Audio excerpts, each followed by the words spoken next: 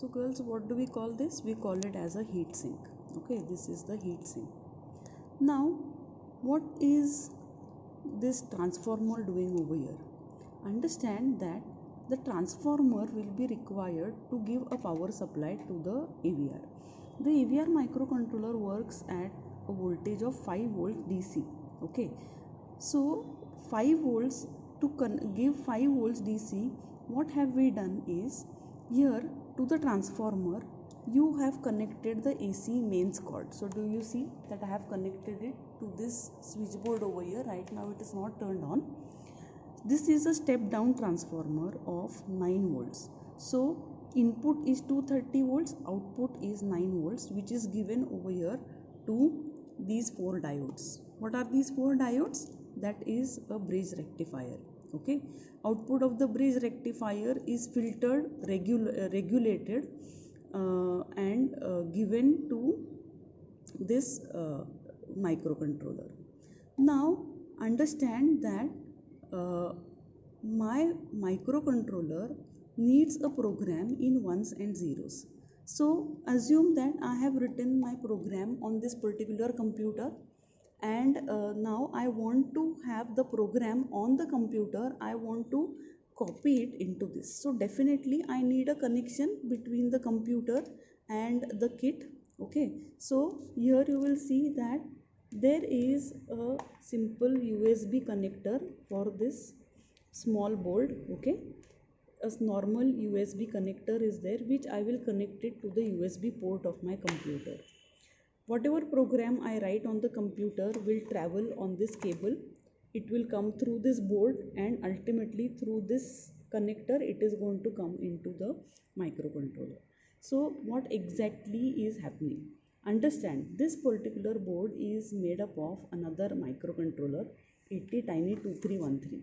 This is again a AVR microcontroller, but you can call it as a tiny programmer. Okay, it works on a separate crystal oscillator, and you will see that there are some LEDs which are here. Right now I haven't connected this board anywhere, so you will see that the lights are right now off. These are the connections which I require. This microcontroller is going to actually the file which I have written on the computer will travel to this chip using the SPI interface, serial peripheral interface. The serial peripheral interface requires 4 wires with respect to ground. So that is why you will see that there are actually 5 wires connected over here. Okay, one is blank in between.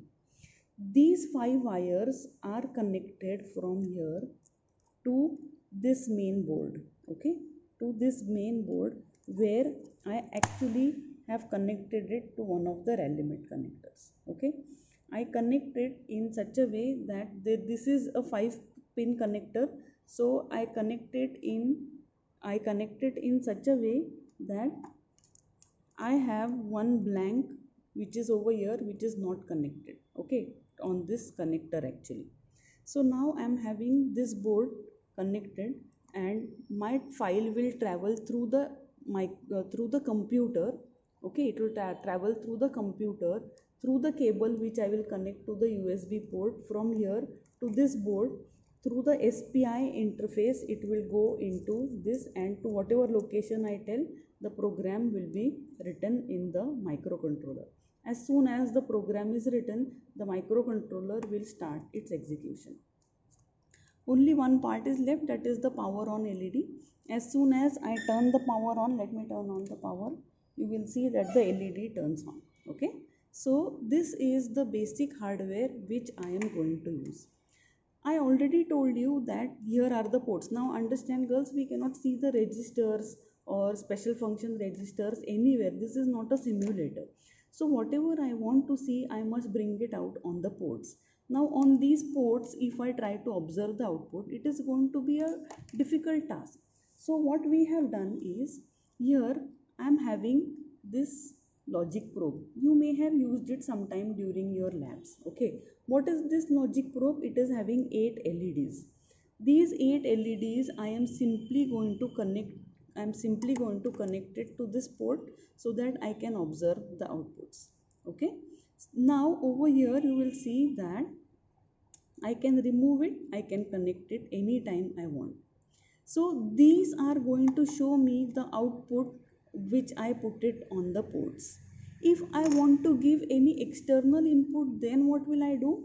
I will use a simple Rallymet connector over here. This particular Rallymet connector I can connect